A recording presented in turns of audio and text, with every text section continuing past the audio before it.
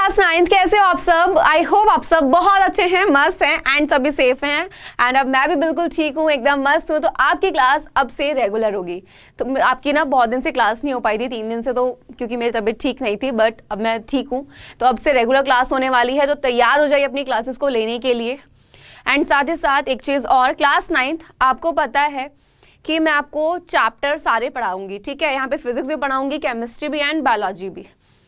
अब बात यहाँ पर एक चीज़ है, क्या कि मैम हम क्या क्या करने वाले हैं, वो चीज़ मुझे बतानी है आज आपको। लेकिन उससे पहले एक बार मिनट क्लास का टाइम टेबल देख लो। तो 1 बजे आपकी क्लास होती है, ठीक है, एंड 1 बजे होती है डेली क्लास होती है। और साथ ही साथ एक चीज़ का और ध्यान रखना है, आने से पहले जैसे आपको पता है क्लास है, तो फटाफट से शेयर करना है ताकि ज़्यादा से ज़्यादा बच्चे हम लोगों से जुड़ जाएं। अभी आपका चैप्टर चल रहा है कौन सा? गति का, फिजिक्स का। एक चीज का आप लोगों को बहुत ज्यादा ध्यान रखना है। क्या ध्यान रखना है बच्चा पार्टी? कि हमें कॉन्सेप्ट को पढ़ना बहुत जरूरी है। अगर हमने कॉन्सेप्ट नहीं पढ़ा, ठीक है, तो आप चाहे बेटा कितनी भी अपने क्वेश्चन की प्रैक्टिस कर लो, आपको चीजें क्लियर नहीं होंगी, है ना। और कॉन्सेप्ट सिर्फ यहाँ पे मैं फिजिक्स में ही बात नहीं करूंगी, फिजिक्स, केमिस्ट्री, बायोलॉजी तीनों में कॉन्सेप्ट को समझना बहुत ज्यादा जरूरी होता है। सेकेंड चीज MCQ, जो कि मोस्ट इंपॉर्टेंट है। अभी आप 9th में हो, लेकिन जब आप 10th में जाओगे तो आपको इसकी वैल्यू समझ आएगी। क्लास 9 जब आप 8 से 9th में आते हो ना बच्चा, आपके ना मन में बहुत सारे ये सवाल होते हैं कि कैसे पढ़े मैम, इतना डिफिकल्ट क्यों लग रहा है? बेटा चीजें डिफिकल्ट नहीं होती हैं, हम बना देते हैं। चीजें ईजी हैं, आपको बहुत ईजी करके मैं आपको पढ़ाऊंगी, ठीक है। तो MCQ क्या होते हैं? जब आप किसी कॉन्सेप्ट को पढ़ते हो उसके साथ MCQ की प्रैक्टिस क्यों जरूरी है? ये MCQ यानी कि जो ऑब्जेक्टिव क्वेश्चन होते हैं आपके, बेटा यही आपको बताते हैं, क्या बताते हैं कि आपका कॉन्सेप्ट कितना स्ट्रांग है। फॉर एग्जाम्पल, मैंने आपको एक कॉन्सेप्ट पढ़ाया। अब जो मैंने तुम्हें कॉन्सेप्ट पढ़ाया है वहां पे आपको कैसे चेक करना है कि आपको बहुत अच्छे से आता है, क्योंकि ऑब्जेक्टिव क्वेश्चन कहीं से भी निकल जाता है। जब आप क्लास 10th में जाओगे ना बेटा बोर्ड एग्जाम देने, उस दौरान थोड़ा बच्चा सीरियस होता है। 9th में आप थोड़ा हंसी मजाक में ले लेते चीजों को, बट नहीं लेना चाहिए, क्योंकि 10th में आपका बोर्ड एग्जाम भी होता है। एंड जब आप 10th में जाते हो तो आप एक एग्जाम दे सकते हो NTSC का, जो कि स्कॉलरशिप टेस्ट एग्जाम होता है। एंड वो एग्जाम क्लियर करके आपको क्या मिलती है? स्कॉलरशिप मिलती है 11th में, 12th में, 12th के बाद भी जब तक आप पढ़ाई करते हैं। तो बहुत ज्यादा फायदे होते हैं। एंड साथ ही साथ याद रखिएगा एक चीज, क्या याद रखनी है आपको कि कॉन्सेप्ट, MCQ और प्लस फिजिक्स की बात करूं तो न्यूमेरिकल्स आपको बहुत अच्छे से आने चाहिए, कैसे इनको सॉल्व किया जाता है। साथ ही साथ अगर मैं आपसे बात कर रही हूँ केमिस्ट्री की, तो इक्वेशंस, एंड बायोलॉजी तो डायग्राम्स, एंड टेंशन तो लेनी नहीं है किसी भी चीज़ में, इन सब चीज़ों का ध्यान रखना है। गति की बात करूँ, आपको बहुत सारे कॉन्सेप्ट मैंने पढ़ा दिए हैं। इससे पहले वाली जो क्लास हुई थी गाइज, उसमें मैंने आपको न्यूमेरिकल्स पढ़ाए थे एंड त्वरण को स्टार्ट किया था।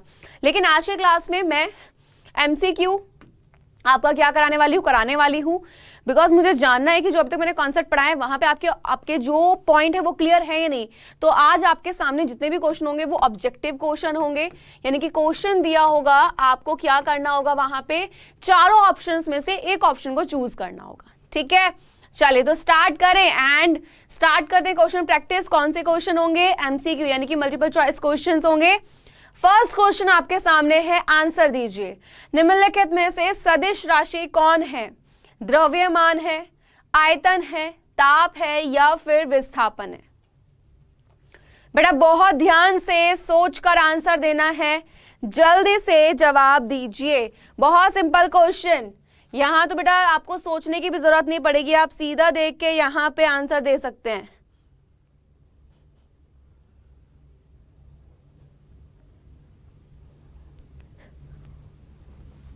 जल्दी से,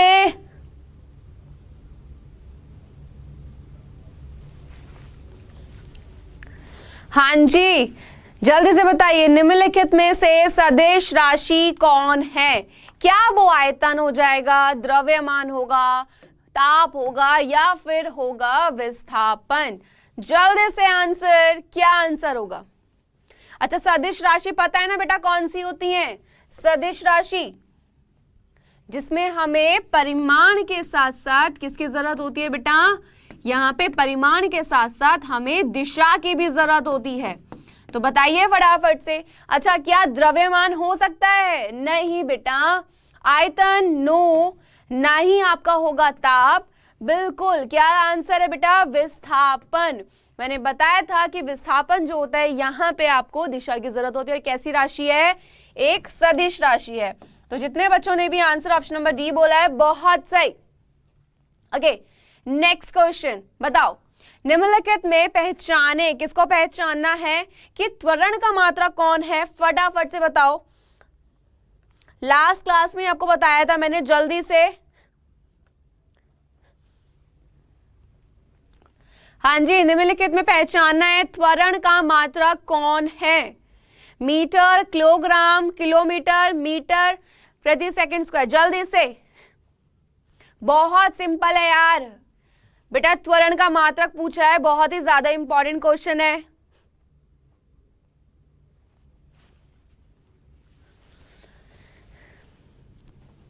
देखो यहां पे सीधा बेटा किलोग्राम तो आपको होगा नहीं, है तो बिल्कुल ही क्लियर है ना। किलोमीटर भी नहीं है, सीधा आपको मैंने लिखवाया था। अगर आपने नोट्स बनाए होंगे तो आप बिल्कुल आंसर दे पाओगे। त्वरण का मात्रक कौन है? Answer option number D. मैंने पहले बोला बेटा यहां से क्वेश्चंस आपको पता होना चाहिए कि कौन सा किसका मात्रक है। सबसे पहली चीज, सदिश राशि कौन सी है, अदिश राशि कौन सी है, किसका कौन सा मात्रक है, ये सारी चीजें आप लोगों को पता होनी चाहिए। ठीक है, एक अलग से मैं आपको चार्ट भी प्रोवाइड करूंगी कौन सी सदिश राशि है। क्यों? क्योंकि आपका 9th से ही बेटा बेस जो होता है वो स्ट्रांग होना चाहिए। 9th में आपका बेस स्ट्रांग है, 10th में दिक्कत नहीं आएगी, याद रखना। चलिए आंसर दीजिए, वेग का मात्रक निम्नलिखित में से कौन है? हाँ जी बेटा, वेग का मात्रक निम्नलिखित में कौन है? जल्दी से, मीटर प्रति सेकंड, किलोग्राम प्रति सेकंड, मीटर आपका प्रति सेकंड। बेटा ए और सी वाला ऑप्शन बिल्कुल सेम है, ठीक है, इनमें से कोई नहीं। इसको चलो ये कर देते हैं, ठीक है। अब बताओ कौन सा हो जाएगा, कौन सा सही है? वेग का मात्रक कौन सा है?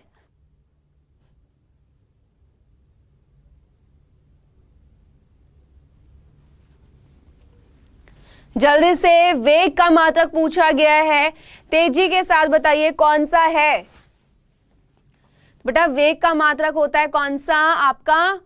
हाँ जी, मीटर प्रति सेकंड, यानी कि आंसर ऑप्शन नंबर ए।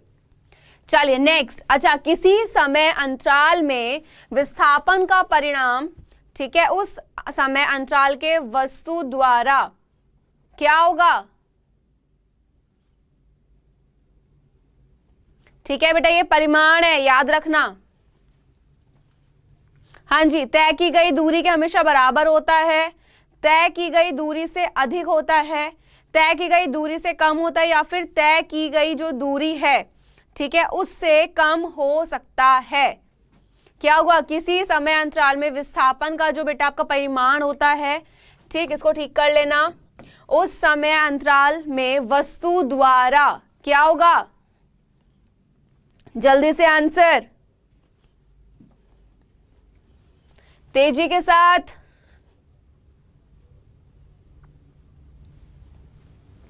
हाँ जी, किसी समय अंतराल में विस्थापन के परिमाण की बात कर रहे हैं, ठीक है।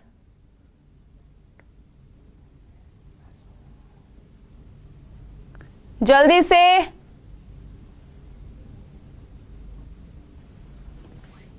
क्या होगा आंसर? तेजी के साथ। देखो बेटा यहां पे बोल रहे हैं किसी समय अंतराल में जो विस्थापन है उसके अगर हम परिमाण की बात कर रहे हैं तो उस समय अंतराल में वस्तु द्वारा, ठीक है बेटा, तय की गई दूरी क्या हमेशा बराबर होता है? हाँ या ना? क्या बराबर होता है?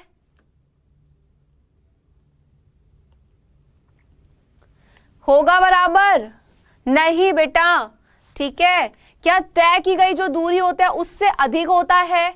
नहीं ना, हमेशा कम नहीं कह सकते हम ये कह सकते हैं कि तय की गई दूरी से कम हो सकता है, हमेशा कम नहीं हो सकता। तो किसी समय अंतराल में विस्थापन का जो परिमाण है, ठीक है, उस समय अंतराल में वस्तु जो है उसकी तय की गई दूरी से क्या होता है? कम हो सकता है, हमेशा नहीं हो सकता। Answer D. नेक्स्ट, सरल रेखीय पथ पर गतिशील कण की टी समय पर स्थिति x है, तो x इक्वल टू क्या दिया हुआ है 2t। तो बताओ क्या हुआ, कण का वेग समान होगा, कण का त्वरण शून्य है, उपरोक्त दोनों सही हैं या फिर उपरोक्त दोनों गलत हैं। जल्दी से तेजी के साथ आंसर। हाँ जी बेटा, सरल रेखीय पथ पर पूछ रहे हैं कि गतिशील कण की t समय पर जो स्थिति है वो x है, तो x इक्वल क्या हो गया आपकी 2t हुआ। तो क्या हुआ, कण का वेग समान है, क्या कण का त्वरण शून्य है, क्या दोनों ही सही हैं या फिर दोनों ही गलत हैं। जल्दी से आंसर क्या होगा। बिल्कुल बेटा, कण का जो वेग है वो भी समान होगा और त्वरण भी, यानी कि दोनों ही ठीक है।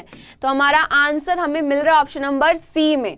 चलिए नेक्स्ट, ओडोमीटर मापता है, क्या मापता है, बहुत ही सिंपल क्वेश्चन, चाल, दूरी, समय या फिर आपकी औसत चाल। जल्दी से आंसर बेटा, ओडोमीटर मापता है क्या।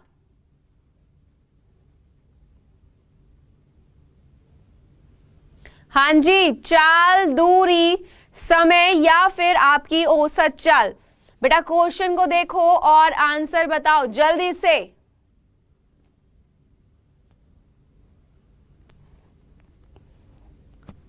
वेरी गुड, ओडोमीटर क्या मापता है बेटा, बिल्कुल वो मापता है दूरी को। नेक्स्ट, यदि किसी वस्तु का विस्थापन क्या है बेटा, शून्य यानी कि 0 है, तो उस वस्तु द्वारा तय की गई जो दूरी है बेटा, ठीक है, वो क्या होगी, क्या शून्य होगी, शून्य नहीं होगी, ऋणात्मक या फिर शून्य अथवा शून्य नहीं भी हो सकती है।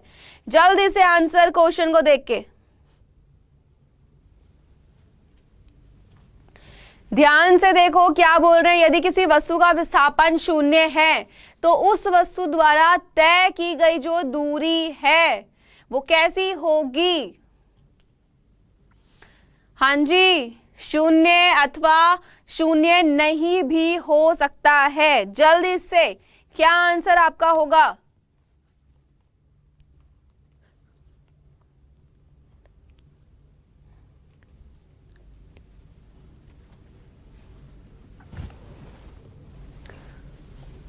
तो बेटा शून्य नहीं होगा, ऋणात्मक होगा, नहीं बेटा शून्य हो भी सकता है या शून्य नहीं भी हो सकता। Answer option number D.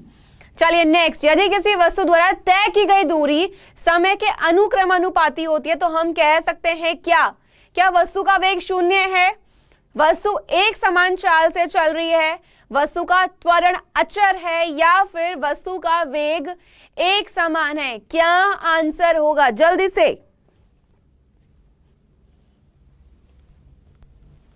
बेटा तेजी के साथ, यदि किसी वस्तु द्वारा तय की गई दूरी समय के अनुक्रमानुपाती होती है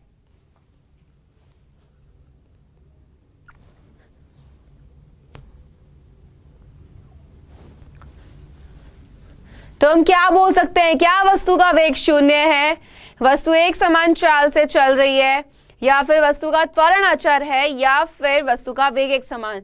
तो बेटा बिल्कुल हम क्या बोल सकते हैं कि वस्तु एक समान चाल से चल रही है। जो अभी तक कॉन्सेप्ट पढ़ाए हैं उसी से रिलेटेड क्वेश्चन पूछ रही हूं, कोई भी कि बाहर से नहीं है तुम्हारा। अच्छा, विस्थापन और तय की गई दूरी समान है किसमें, सरल रेखीय गति में, वृत्तीय गति में, दोनों में या फिर इनमें से कोई नहीं। जल्दी से आंसर।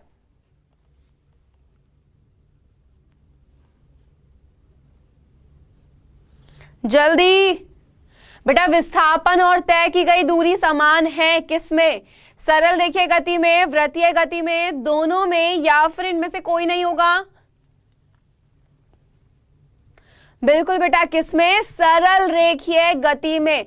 बेटा आज के क्वेश्चन ऐसे हैं कि आपको कोई सॉल्व करने की जरूरत ही नहीं है, सिर्फ कॉन्सेप्ट को लगाना है। जो कॉन्सेप्ट मैंने पढ़ाए हैं बस वहीं से क्वेश्चन पूछ रहे हो एमसीक्यू। अभी जो पढ़ाऊंगी उसके बाद में पूछूंगी। आप इनमें से कोई भी क्वेश्चन ऐसा नहीं जो आपने ना पढ़ा हो, ठीक है। और ऐसा नहीं है कि आपको कॉपी पेन लेके सॉल्व करना पड़ा, आप सीधा देख के अंदाजा लगा सकते हो। नेक्स्ट एंड लास्ट क्वेश्चन, निम्नलिखित में से कौन अदिश राशि है। अदिश राशि कौन सी होती है बेटा, जिसमें परिमाण तो चाहिए लेकिन हमें दिशा नहीं चाहिए होती, यानी कि दिशा की जरूरत नहीं होती। तो कौन सी है, क्या वो वेग है, त्वरण है, दूरी है, या फिर है आपका संवेग? क्या होगा? जल्दी से आंसर।